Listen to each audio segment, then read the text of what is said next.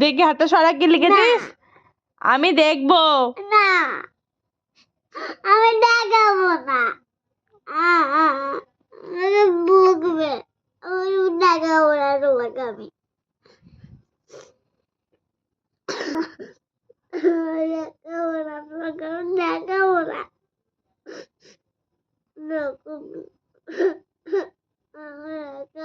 না। দেখি আমি কেমন লেখাটা কেমন হয়েছে আমি দেখবো। না, আমার ভয় লাগছে।